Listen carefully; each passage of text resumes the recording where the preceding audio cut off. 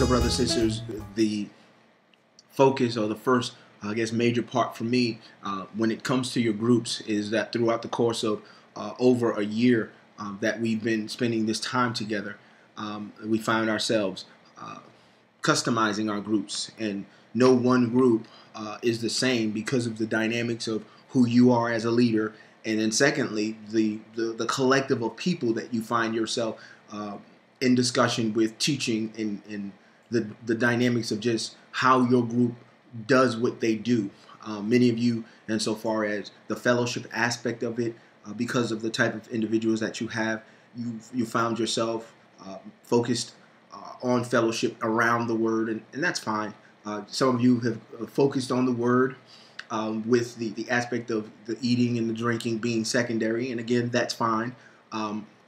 Many of you, insofar as being group leaders, you found yourself primarily leading just your family members, and I want to talk about a little bit of that in terms of some corrective measures that we need to make. First and foremost, sticking with our vision and our mission to connect many of you who have numbers that are light, if you will, 5, 3, 4, 6, 7 members that are attending, or again, if it's just you and your family. I want you to just be mindful insofar as the first aspect of connection, that there are a lot of individuals who attend Life Community Church, and yet they've not necessarily been approached by leaders of community groups to invite them. And so I encourage you to get on your grind, if you will, insofar as the numbers that you have. There are more than enough people who are attending Life Community Church on a Sunday morning that have yet to be invited to a community group. And I'm asking you to be a little bit more aggressive insofar as what it is that you're doing to grow your group. My focus is not necessarily numbers, but it is important that when I discuss or I talk to certain individuals and I find that they are not attending a group, and maybe they have been invited by you, but yet there has not necessarily been follow-up, I'm looking for you to be focused on just being aggressive about the numbers that are attending your particular group. This is not to say, the challenge of people per se not coming, when you do the invitation. So you have to be creative in regards to, your approach. And ask God, what is it that you need to do? I want you to be mindful in this aspect that if you're not in the right seat on the bus, that maybe you need to do something different. I believe that each and every one of you who have committed to leadership insofar as a community group, you are in your right seat. But I am asking you to be then aggressive for those of you who don't have numbers in regards to your group, to be mindful of what this thing is about. It's about reaching out. It's about extending to the people of Life Community Church, specific those who do not attend community groups, because we don't have a midweek service.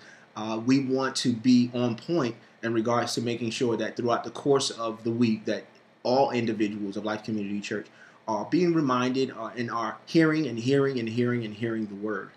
Another aspect that I want to address in terms of correction is this, that if you have a good number of people and you want to just kind of try to change up the dynamics of how you fellowship, keep this in mind. My expectation is that the word that is dispensed to you within that week, that word is expressed and discussed during your meeting.